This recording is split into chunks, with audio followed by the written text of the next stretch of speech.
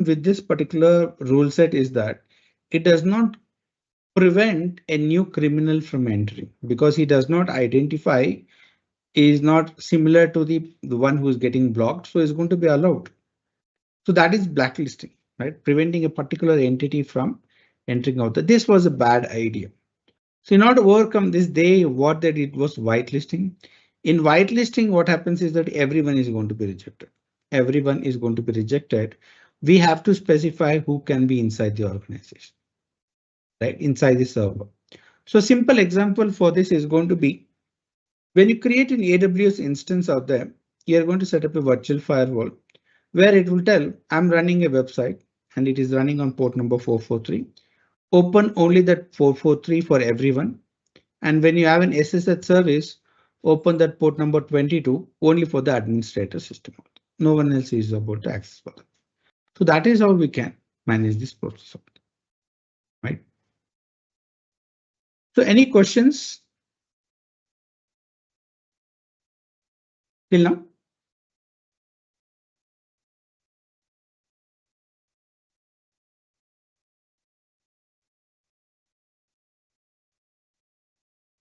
Anyone having any questions?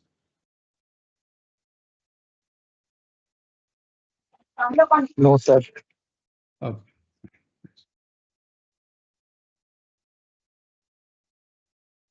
So next is a management plane. Traditional infrastructure and cloud computing. This is a major significant security difference.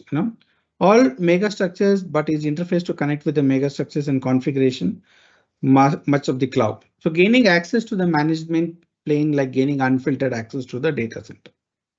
Cloud provider, including private cloud, must provide high level of availability and mechanism to customer to manage aspects to their own availability. So what do you mean by management plane out here? So management plane here predominantly deals with the place or the dashboard you're managing your instances, right? When you log into your system, log into your AWS, you do have a lot of tools out there which will help you manage your instances. You can start the instance, create the instance, access the instance, all those things. Let's say you are having someone gets access to your management plane. What can they do? What can they do out there? They can, they can literally delete all the instances out there or copy the instances, cost loss of data can happen out there or stop the instances. And this is going to be a huge loss of them. And one of the major problems that is going to be there, why it is important to have a very good security for management is very important of them. Ensure there's a strong perimeter security for API gateway and web consoles, strong authentication and multi-factor authentication, meaning it should be organization policies to have a very strong passwords, right? So meaning if you're having an 8-character password, probably it will take about 30-35 days to be cracked, and it is then that is the reason you need to change the password in once in 30 days. But as you keep on increasing the number of characters, it goes from 8 to 9 character password, 10, 11, and 12. It becomes extremely difficult, right? I'm talking about today, the password can be cracked about brute forcing perspective. 4 billion different password can be tried out to check whether the password is right or wrong. Right. So even after that, if you're having a 12-character password, if you're even having a supercomputer, it is not going to be something you're going to crack in this current generation, right? Probably will take thousands of years for that. But similarly, if you take to 16-character password, it goes much beyond that, right? Much beyond that. It should be an organization policy to have a 16-character password for admin users or management consoles. And the multi-factor authentication should also have a much higher level out there, right? You might have seen nowadays the multi-factor, the OTP things that you're getting out there. Previously, we were getting only 3-character or 4-character. It's been increased to 6. For the same reason, it can be brute force, right? One of my jobs in when I'm working on, login pen testing activity, we see is there in any multi-factor OTP based login approach, and we'll try to crack it. That is going to be very used out there, right? Because when you're having 3-character OTP, it takes me about only 1,000 different attempts to check it out. right? And if there is no rate limiting kind of a mechanism out there, it takes less than a minute to crack your OTP, right? Then again, you need to divide the roles. A super administrator should not be used for managing day-to-day accounts and root primary account holders credentials, right? Disable root privileges on all your instances of there and make sure who is having access to what activity that has to be managed by you. It is a major problem. It is a major problem. We have seen, right? There are times when the user, their servers are getting attacked all the time, and they come to us telling that we have been changing the password and nothing is working out there, and still they're able to do it part of it. The customer is always thinking that there's some issue with the instances and things like that. The problem, what happened in one of the situation was the administrator laptop was hacked, and they had a complete control over in from his laptop, and a lot of things was happening via that, right? So it was a multi-level attack that occurred. So they were able to manage a lot of things because once he's logged in and probably he's gone out for coffee or anything, they can do a lot of activities from there because the credentials are free then infed out there. So at that time, everything was given access to him. So that was a big mistake. Here, it does not mean that when you divide the access control that you're not going to be hacked. Always the thing about hacking or security is that we have to mitigate the data loss or reduce the impact, right?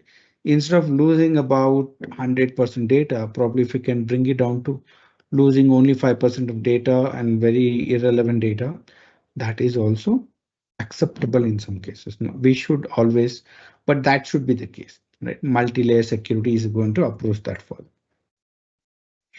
Next part is going to be infrastructure, right? This is going to be a major issue, right? Lot of the times we have seen they provide a very good management console and everyone is accessing all the time and things like that. But when they create instances, they don't take the necessary precautions to do this activity, right? So what is going to happen is that in some of the instances, what they're going to do is they're going to give access enable root access to that because it will allow much more easier to brute force the root level access because they know the user is root user and they know how to do it. They will not have firewall in place, a dedicated firewall at the cloud level, right? AWS do provide a dedicated firewall, and the IDPS systems are also not there, where it can detect a particular type of an attack being happened. Understand, if you might have seen in previous lectures, firewall and IDPS are two different entities. The current generation firewall sometimes have both the features, but we need to have two level of security out there as well, right? So cloud firewall is going to check for the rules only when a particular rule passes, a packet is forwarded. Whereas an IDPS is going to look for patterns. Let's say there all of a sudden from a single client, I'm getting 1,000 requests in a single minute, right? Or in a 10 seconds, I've received 1,000 requests. What is happening out there? Is someone trying to do brute force attack, right? Is there any authentication error message popping out of my web server constantly, right? So then probably I need to do that. So this is a lot of pattern recognition, right? It's going to be there. We should also check with lack of using hashing algorithm for managing the file systems, right? Are we constantly checking whether the data has been manipulated by the right set of people or not, right? That is going to be very, very useful out there. One more issue, if you have seen Equifax hack, which cost about half of US population social security number was stolen on that attack, right? So the main problem occurred out there was the hacker was able to hack into the system because there was I think one particular software tool, it had a severe vulnerability where it will give anyone access to the system. And they had known about it and they did not patch it, meaning they did not fix it. They did not upgrade that particular version. The main reason for that was when they updated that, the application failed. So they were working on the bug fix to overcome before that. And but in the meantime, hacker got to know that there's a bug out here that can be exploited. They got into that. So that's a major thing that they need to do. And at the cloud level, if you're having an infrastructure, it is a major problem. If you're managing, you have to take care of that again because it is your responsibility. And platform as a service, it is 50-50, right? So sometimes if you're having an instance that you're giving, allowing others to use, or an image, the image is going to be scanned by AWS. But if you're running an instance, chance of it getting scanned and alerting you and doing that's going to be present less. Okay, it is your responsibility to constantly check and make sure it is patched up to date. At the same time, manage logs of it, right? Manage logs, who is having access, what access was there. The logs has to be quite comprehensive, right? Because we can give out, there's a lot of logs available out there. Most of the companies will give which system connected to the server at what time and what was the connection was basically about, right? But nowadays it has to be much more aggressive, much more in depth, especially in a SOC environment where you're properly monitoring it. You will know what commands an administrator is running on the system. All the commands will be logged and stored in a particular place and it will be analyzed, right? If an administrator is running any kind of an admin related commands, that is again going to raise an immediate alert, right? Anything is, if you're running a web server on Ubuntu, any program or any command run using sudo or run by as a root user, it is supposed to generate an alert immediately because you need to have a pre-permission to run certain commands, right? So those are the things, infrastructure plays a major role, right?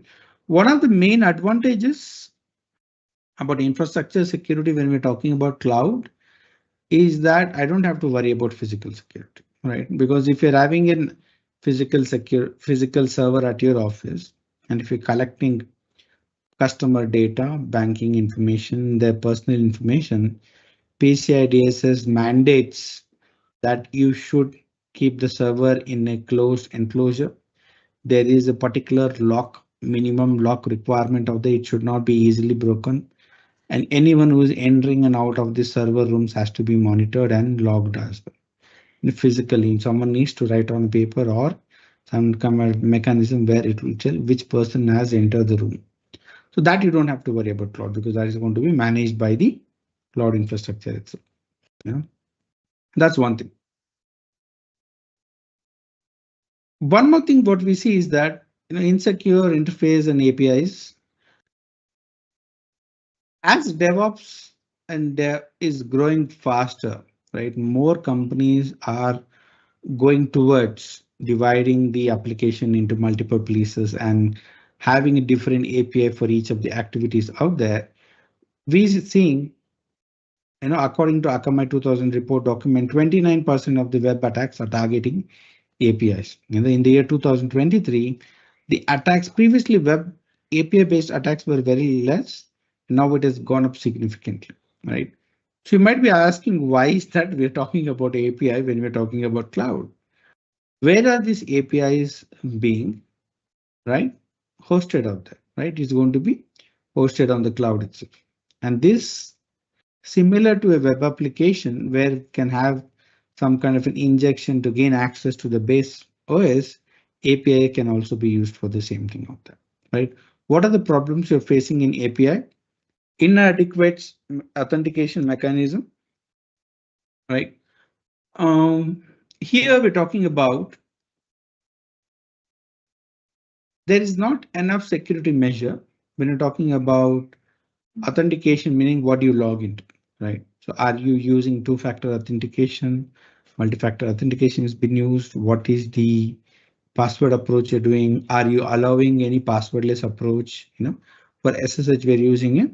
We can be using passwordless. We're using a public key cryptography we can use, which is much more difficult to crack rather than your traditional, username and password. Are the communication being encrypted or not? That is one of the issues. And improper session management is there. and insufficient input validation. So input validation is basically about you're not whitelisting what characters can be sent out there. Now I can send a code out there as well. Semicolon and other things, command injection is going to be there. Session management is also there, right? So when the API is connecting, let's say you authenticate to the API, the API should de-authenticate you after a set number of time. If that is not happening, that becomes a major issue. And how the authentication is happening on there. So what we saw in pen testing, this is what is going to be there. And again, poor logging and monitoring, it's not getting, APIs that are there in the cloud are not getting properly logged or monitored. Who is accessing this API? How long what is the number of requests processed by this API? All those things are not done out there. And again, API are based out of some software, right? They are running on underlying infrastructure. Are this outdated and patch software updated regularly? And that is very much important. If you remember in the previous session, we talked about DevSecOps. Every time there's an update, right? In the DevSecOps, it is important to check for the patches. That is the main reason DevSecOps plays a major role, and in the cloud especially it plays a major role because every time some changes is there to the API, it is always going to check is all the software up to date or not, and it is going to scan and make sure of that, right? Assume protection parity during conversions. So how you're converting, how do you transferring from one place to another place, you have to be very careful out there. Overly permissive access control and lack of rate limiting, right? So access control is not done properly. Anyone who is connected to the system, there's no role-based access control being done out there. So that plays a major issue because certain times a manager of one department should not have access to the manager data of the other department. That cannot happen out there, right? So, but there'll be no security mechanism or access control preventing that happening. That is very important to be there, right? Making sure a particular API has access to only certain data, not all the data out there. And lack of rate limiting. Lack of rate limiting, what do you mean by rate limiting here is, when you send in a large amount of data to the server should behave in a particular way, right? One thing is to block the user who's sending a large amount of data, meaning we usually recommend to the customers and things like that for any user on an average 10 requests per minute is allocated, right? Anything more than that, they should block the user, right? Depending on the application, this changes because in certain applications, it is constantly updating, right? It's constantly updating out there. And if every 4 to 5 seconds, there's a request sent to the server to get the latest update because they're going to run out of the 10 requests very soon. And sometimes it's going to be almost as 2 or 3 seconds. But on an average, anything more than, in a rare cases, anything more than 100 requests per minute should be taken as an attack, and that should be blocked and necessary action taken, right? And that may not be happening in the API levels. That is a major issue, right? This can lead to DOS attack, which can lead to the API crashing, meaning the web service will crash and probably you lose a lot of business because of that.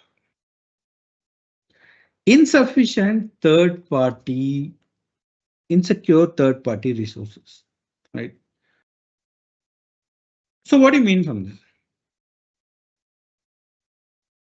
Right? Let's say if you're running any kind of a software in your server, what are the things that is your only code is only required out there, or do we need anything else out? Right? We will need an operating system, right? Let's assume we're running a web server. We will need an operating system. We'll need a web server, that is your Apache Nginx, or in some case, if you're using Python, Django or Flask is needed out there.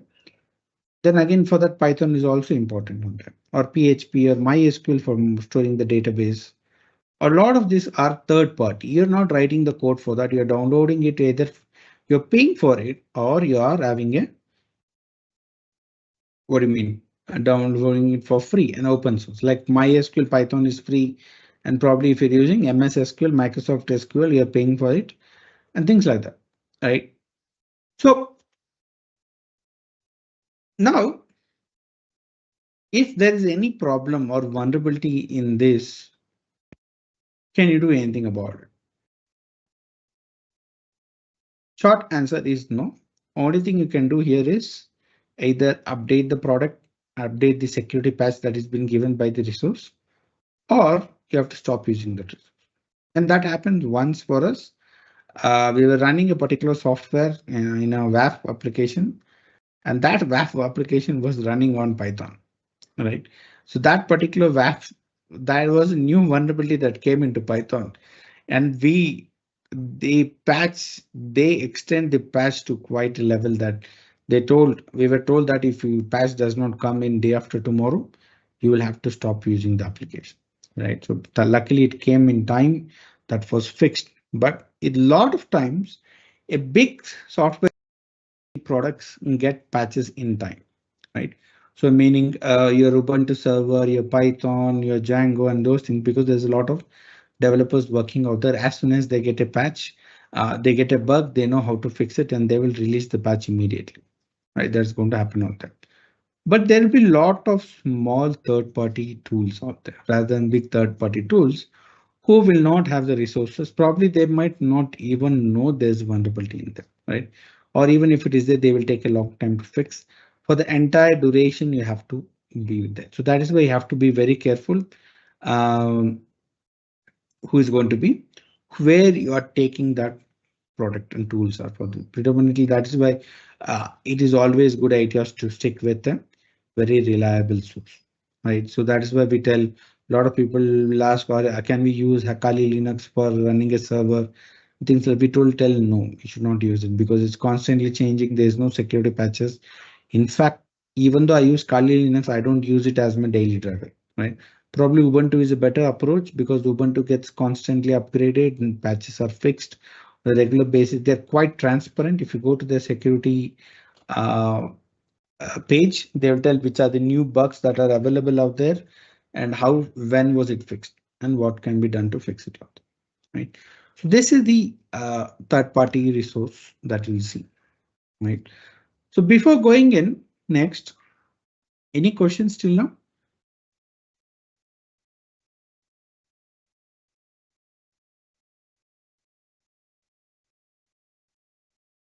No one has any questions?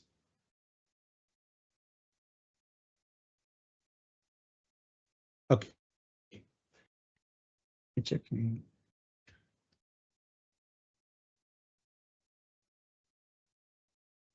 I think that will be answered by my answer for that.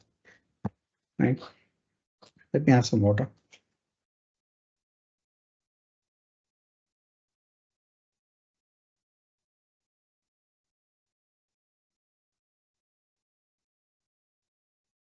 So next component we're talking about is insecure software development. Sir, after course completion, getting a certificate or not? That I think probably after this webinar, we'll Menon sir and Devesh sir will explain about. Yeah. So I think you can Okay, check sir. out. Thank you. Yeah, you can check out in the WhatsApp group as well. There's a lot of instruction there on how to do that process. So insecure software development deals about this is more about an approach rather than doing something technically out there. Insecure software development is what you're doing out there, how you're developing the software, right? Is the current process of approaching a development of software is right or not, right? Uh, So for instance, although developers do not intentionally create insecure software, the complexity of the software in cloud technologies can inadvertently introduce vulnerabilities, right? By focusing on cloud-first approach, organization can facilitate creation of DevOps pipeline, enabling continuous CI/CD pipelines. Service providers may also offer is secure development features such as guardrail. Guardrail is one of the features that is being given to understand this. Basically, software development process, you have many different stages, right? So you collect the requirement, once you have the requirement from the client, you're going to sit down as an architect, you're going to design what the application should behave like, where the buttons, what page and how and everything and how they're interacting with them is going to be taken into consideration. Then we are going to implement the code and then probably test that code and then push it to production. So that is what is going to happen on them. And that is when we pen testers come into play. Once it goes into production, we test it and we'll discuss, identify all the security vulnerabilities. The cycle for cloud pen testing or any application security pen testing is quite not common, right? Not usually on an average, on the bare minimum, meaning very frequent, we talk about once in 3 months, and very rare cases once in a month it is getting pen tested out there, right? And sometimes in internal way. So in the entire time, there is some problem that it is still exposed till the pen testers identify vulnerability. Hackers could identify the same vulnerability before them and gain access to the system. But how do we overcome this using CI/CD pipeline, right? What they're talking about. So there are a lot of things that can be done predominantly at the design phase. As an architect, you know what are the different attacks that an application can face. It could be rate limiting, it could be authentication bypass, SQL injection, XSS attack, or CSRF attack. So then at the design phase itself, we are going to write down what are the mitigation techniques, and you're going to write down the code itself also for that to overcome the security issues. What this helps us is that it covers about a large, almost 100% of security vulnerabilities can be, prevented by writing a better secure code when you know what attacks are going to come out, right? Main reason softwares are vulnerable is because the software developers will not be aware of what these vulnerabilities are. To overcome this is the main approach of them, right? CI/CD pipelines gives a very important tool set for this out there, where you can continuously, every time there's a modification in your code, you can have the scans done and we'll know how to overcome the situations, right? So one of the major issues, the next major issue is encrypt data. It's when it is in transit as well as in rest. Right? This usually nowadays it's a bit less, but still we see it on the place. And again, nowadays we don't see plain text data being sent out, but we see the data is not using proper authentication, right? Proper authentication is not being done. Just 1 second. One second.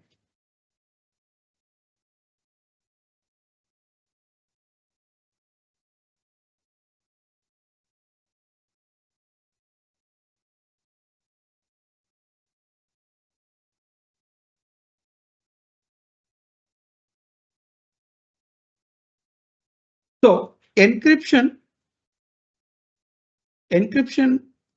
is way of preventing unauthorized access to data, right? So let's say whenever you're sending information over web, when you're accessing Gmail or your Facebook or Instagram, whatever you're doing out there, you will see something called as an HTTPS being sent out there, right? It is using some form of encryption out there to make sure that the data is secure when the data is in transit, meaning when the data is moving from server to the client, data is going to be encrypted. That's why it's called as a motion or in transit. What happens when the data is at rest, meaning it's in the hard drive, stored in the hard drive, right? Is the data getting encrypted out there? And that is also one of the major things that is been improving these days, right? Uh,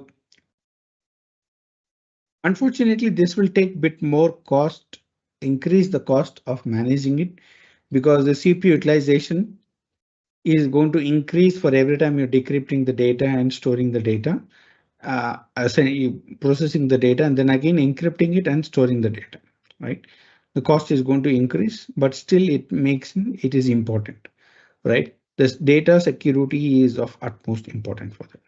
One simple way example, I'll tell you is that why do you think, right, when you take top executives in all major companies, right? if you see, there's a standard procedure. All of them are given iPhones, right? And all of them are given MacBooks or ThinkPads. Lenovo ThinkPads, especially X1 Carbon series, are going to be handed to them. Why is that? Is it that because they are senior executives or important persons in the organization, we should give them the best devices out there for them? Actually, no, right? So what happens is that these devices come with something very built in from day one. That is encryption, data encryption on rest, right? Anything that is getting stored in your iPhone is going to be encrypted. It's not going to be, you know, uh, unencrypted, stored in plain text. For instance, if you take any Android phone, a low level Android phone, or some, I'm not talking about Samsung Galaxy S24 or 23, that comes up with some kind of an encryption on them. If you take any low level, if even though you're logged your mobile, someone opens up your mobile, breaks into that, take the memory chip and push it into somewhere, some other mobile, and it is going to open up. It's going to go all the data out there. And same thing with the laptops also, right? If you take any normal laptop, if data is not encrypted, take the hard drive out, connecting to a different laptop and use it. It's not going to be an issue at all, right? They'll be able to read through the data completely. So a data encryption plays a major role in our day-to-day process, right? So especially in the cloud environment, the cloud instances, the data that is getting stored should be encrypted. That has to be very, very important, right? So what do you mean by accidental cloud disclosure? Right? So cloud security has been published study to indicating that 21% of public cloud contains sensitive data. Now, their risk exit across Amazon S3 bucket, Elastic Block Storage, GCP, Docker Hub, Elasticsearch, Reddit, and GitHub. So a lot of times, a company private data is stored, right? When you're talking about cloud, it is not only that you're giving access to the AWS instance or running some kind of a service, right? You can also run some kind of a storage service also. For instance, think about GitHub repository, right? GitHub is also a software as a service, right? There it is providing you a place to store your code and manage the version control of it. That is a software as a service provided by the GitHub. That GitHub is not running in your local premises, right? It is running somewhere in the cloud environment. Similarly, what about your Google Drive? You're storing there, right? That is also a cloud service out there. S3 bucket is similar to that, right? What happens is that a lot of time people will administrator by make this S3 buckets public or Google Drive public or GitHub public. In one of the situations we saw, the application, the API was connecting to a S3 bucket. And when we directly connected to the S3 bucket, it opened up and every data was available out there, right? That was a critical bug that was introduced. We did not wait for the test to be completed. We immediately called up the customer and tell this data is exposed because the configuration, they have not set up the properly settings out there, right? There are many cases. When we test the application, it will be properly secure. There's very few vulnerabilities, critical vulnerabilities are high. It's not going to be there at all. But when you check out their GitHub repository, it will be public, meaning all the code that application is based on, they forgot to make it private. Anyone can run because by default in GitHub, let's say you have a GitHub account where you put up your code, everyone can see it, right? Because it's a free version. Free version code is not private. You have to pay if you want to make your code private, meaning only authorized persons will be able to view your code. This particular organization, it's a very big organization. They deal with a lot of data, right? They deal with a lot of data. They forgot to make it private and it was public. And this involved, because of this, it kickstarted a long procedure for them. They saw that there was a small modification. They moved a certain thing or anything, settings was modified, and it was open for 3 months. And this code actually had a password hard coded into that as a couple of passwords hard coded into that. So now what happened was they don't know whether anyone gained access to this code or not. So first and foremost, they changed all the passwords.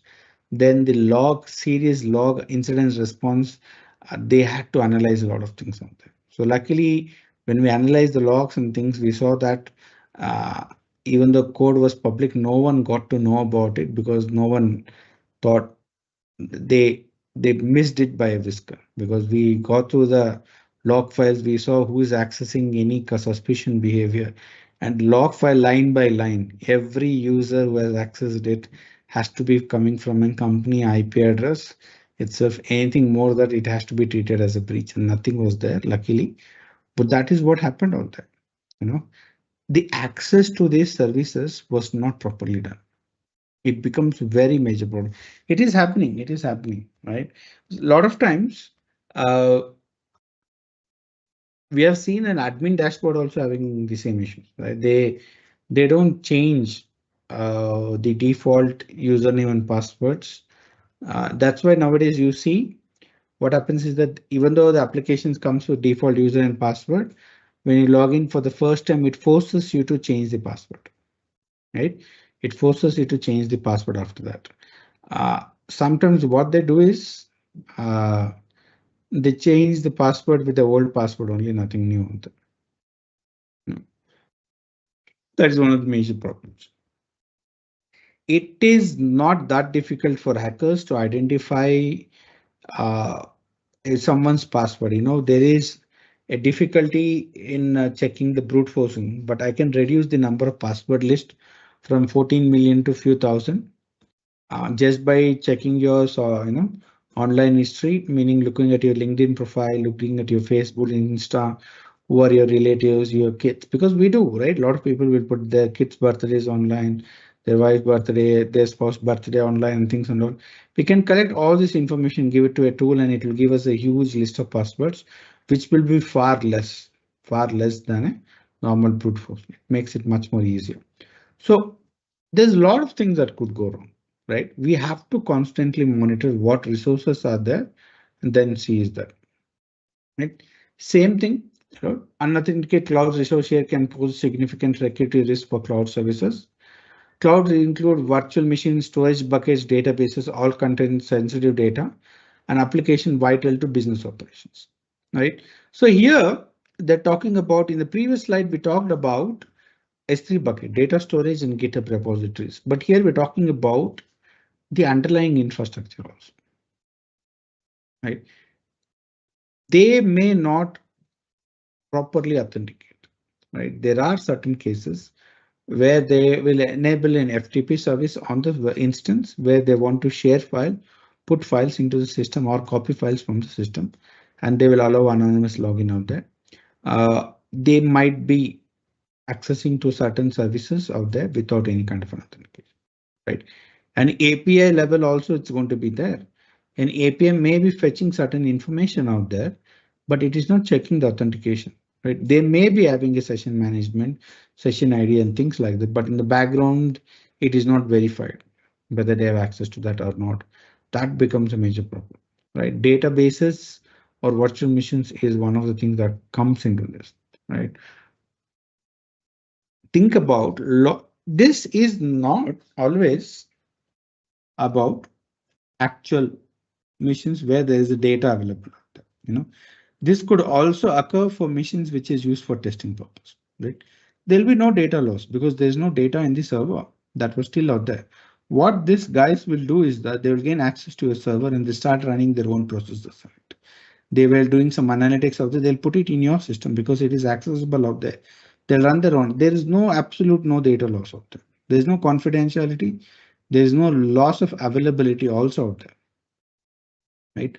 But what is happening out here is the financial loss, right? Because every process that is running for every second, you're paying for that. And if you don't properly protect your resource, someone is going to run their analytics on it, and then they're going to charge you for that. And this we have seen in Google Maps, right? Google Maps, when you put up a Google Maps, in your website, you have to pay for that. That is not free service. When you're using as a user Google Maps, you're not paying. But if you're a website owner who want to have Google Maps in your website, you have to pay for that service. And a lot of times they don't do it proper authentication. And someone else will use that Google Map code, authentication key in their website and they get charged. And they're thinking, I'm not getting so many users, but why is that Google Map I'm getting? And then, by the time they realize and make modifications, they would have lost a lot of money in that. That is the main thing. Okay.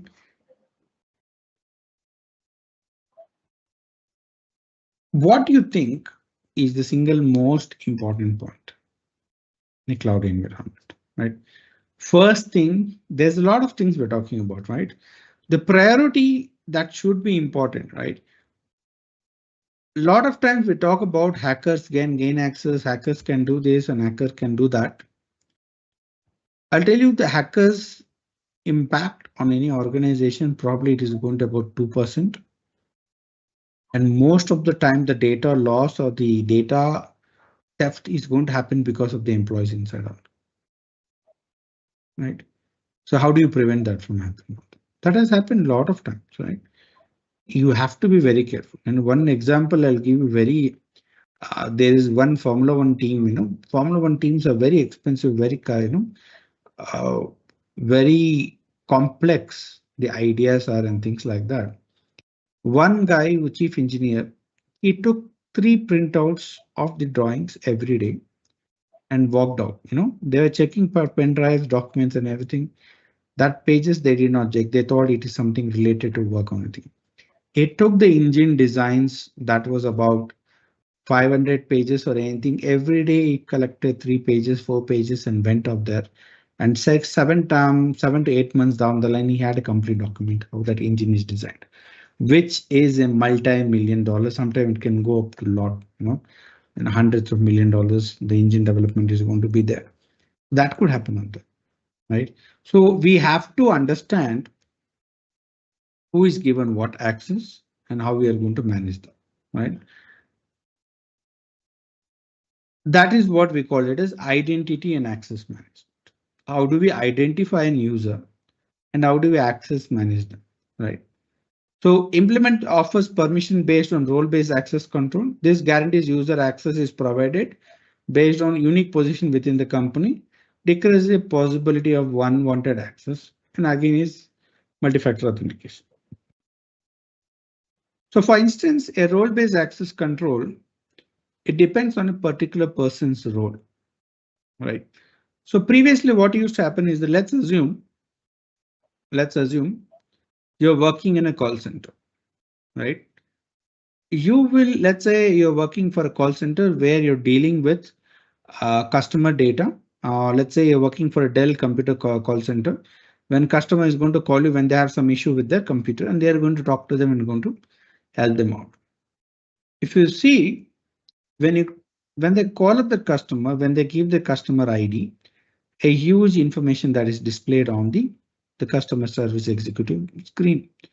It talks about what is the customer name, what is the address, what is his phone number, what system he's having, what is the serial number for that, what is his service history, is it the first time he's calling, all that information is there. But he will not be able to make changes to that, right? If he's telling I want to make modification to that, I've changed my address, the call center executive will not be able to do that because he will only have his role only will have read permission for that customer data, right?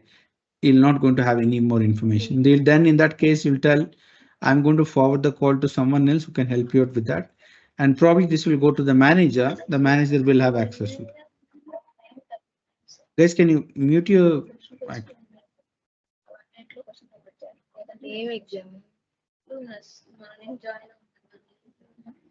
Guys, can you mute your microphone?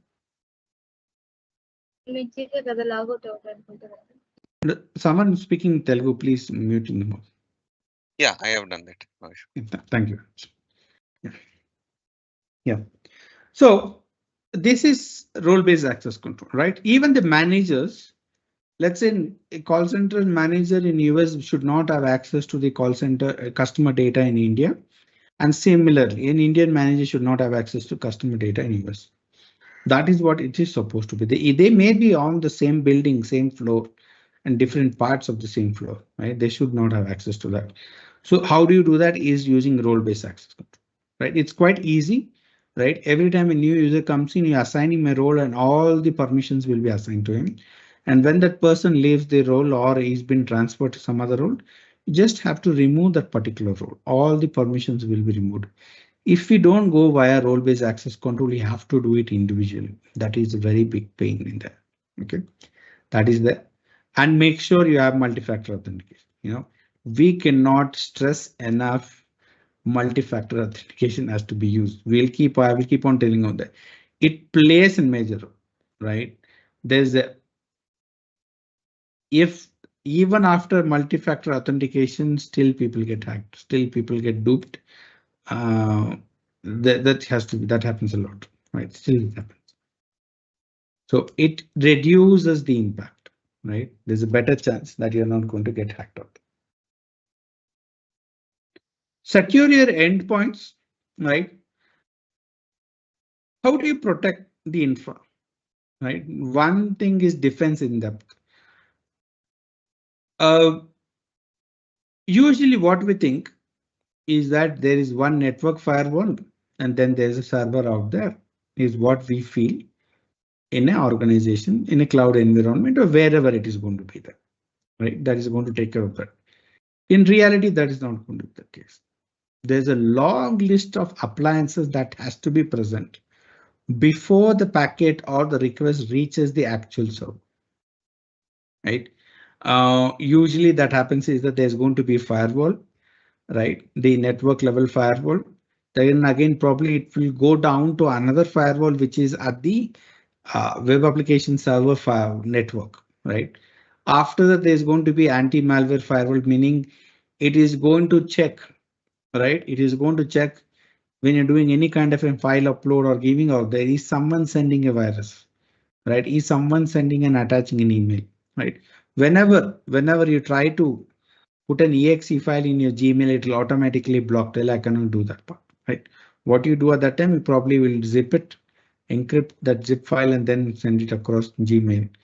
But if you don't do that, it will never error because there's a malware, anti-malware server out there which is filtering everything that has been uploaded, right?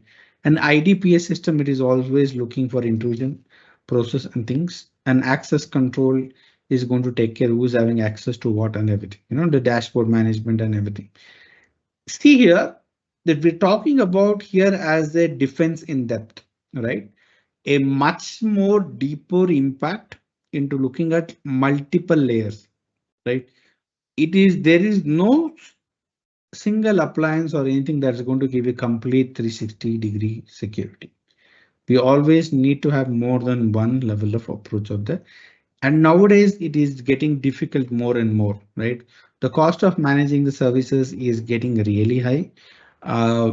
One of the reasons why we see a lot of companies would go towards, the way they will have an online payment, right?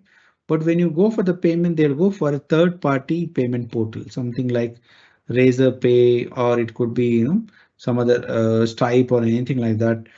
The main reason is that it is going to be very difficult because once you have the payment processing, a lot of things has to be done by you according to the rule and the government rule and compliance rules. That is going to be a problem, right? So they want to mitigate that, take that responsibility away from their table and putting it on the other one's table out there.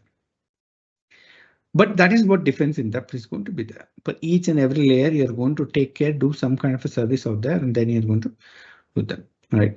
So when you're giving an administrator a laptop, you're going to make sure that administrator laptop is encrypted. It is not having any unnecessary software or anything, right? There are companies, larger bank companies, they will never allow an employee to download any software from the internet and install it in the system, right? They'll tell we have a central repository. All the softwares that are used by us are properly vetted out there, and we know that this is not having any virus or malware. Download it from here. It could be Microsoft Office. It could be even your Mozilla Firefox or the Chrome that you're downloading. You can't download from the Mozilla website or from Google website. You have to download it from a central repository and install it. That is the one more layer of security that you're going to add up there. And you can't connect to the internet without their VPN, and every data that is going to be going out of your system has to be monitored. Right. So no personal calls, no browsing or anything out there. Right. So they might allow YouTube and other things, but again, they will have a control about what videos you link to that. So securing is endpoints and how we are going to secure plays a very important role out here. Right. Logging and monitoring security logs. Enable and monitor security logs. This is very, very important. A lot of companies, they don't take this seriously, right? And people who have not taken it seriously have paid a huge price. There was an organization, right? They had an attack and they scanned their networks and found out they were hacked, and they got to know they were hacked 4 years back, right? Because they saw the logs and they analyzed the logs finally, and they saw that attacker had come into their system 4 years back and he has stayed there. And he has been taking data out of their network because they're losing a lot of intellectual property data. And they're wondering how their competitors are knowing what the product is going to be launched, because they are launching a very similar product ahead of time with more features also. Right. So this was happening because he was hacking and capturing out there. And it went unnoticed because there was no log analytics. They were not capturing the logs or anything. Right. Is that we should also have logs for any modifications as well, right? If someone is deleting the data, there should be a log out there. This particular person accessed the server at particular time, and this is the command issued by him, right? So if he's telling he's deleting the data, we need to have access what data was deleted by this particular person. That is very important out there, right? Again, one more advantage of having log monitoring is that it helps us with identify misconfiguration, right? Because it is there, certain steps which is way there, it is happened, and the log we can analyze this is happening out there, and we see that okay, this is due to misconfiguration, this functionality has been enabled, right? That is going to be there. Again, access identifying people with access rights, right? Changes. So for instance, let's say this has happened. What happens is that when you create a AWS instance, there are multiple things. There are developers and there are administrators who are managing this, right? So operations team who are going to install all the software into this, that's going to be there. And developers should have a very limited access to them. In some cases, what happens is that they would have created a developer user out there with a sudo privilege, which I think while creating, they think that was needed, and later it was not revoked, and they continue to do that, and probably they're making some modifications without proper authentication of that, right? At that time, logs also helps you out identifying what has happened out there. This plays a very important role for that. Most common security issues we face is misconfiguration. It is as I told, right? The GitHub repository being marked as public when it should supposed to be private. That is a misconfiguration of there. You're not changing the default settings. That is a misconfiguration out there. Once what happened was, in simple example, a database usually will have a default username and password. It used to have. Nowadays, you see it gets removed, right? What happened was they connected to the database, and hackers, they could not retrieve any data. So, but since they had the default user name and password enabled, and that it was not connected to any legitimate data, they used that username and password to create a table and start populating data inside the table, right? They kept on sending it complete lot of data in such a way that it completely filled up the hard drive. and it crashed. Right, that is there. In some cases, in S3 buckets or Google Drive, let's say you create one folder out there and keep it as public. You think, okay, there's no data out there, it should be fine, I don't have to worry about it. Can I take that, open that folder and push my own data in that? Right, let's say you're on the meter basis that you're paying for every data byte that is stored out there. What if I put 1 terabyte of data in that part? How much money you're going to pay for that? You have to pay for it, right? It's not going to be there. How do you do those process, right? So are you checking for the default ports, right? It is there or not? Encryption is important, right? I spoke about data should not be sent in plain text or stored in plain text. Sometimes it is also important the right set of algorithm is used, right? For instance, if you're using an algorithm called RSA, is a very good algorithm. But if you're using a key size of 256 or 512, it is not secure, right? It can be broken. You need to use a key size minimum of 2048 or 4096, 4096 bit key size out there. But what if the default configuration allow it to run at 512 or 1024? Right? You did not make that configuration changes to do changes into that part, right? You have to see it in that part. So one way to look at how do you make sure that you're not providing default configuration is to understand what are the things that is being out there. And CIS benchmark is a very important tool for you where it will help you with the services, right? It will tell this particular service should be disabled. If you're not running, it will give you a huge and comprehensive checklist telling that these are the things that is supposed to be not being active out there if you don't have this service running, right? They should, how do you overcome? Never use default permissions. Understand who is giving what access to that. A lot of times when a user is created, they get created as admin user and then they will do it, downgrade it. That should not happen. Personally config each bucket or group of buckets. Check out who is having access rights for this out there.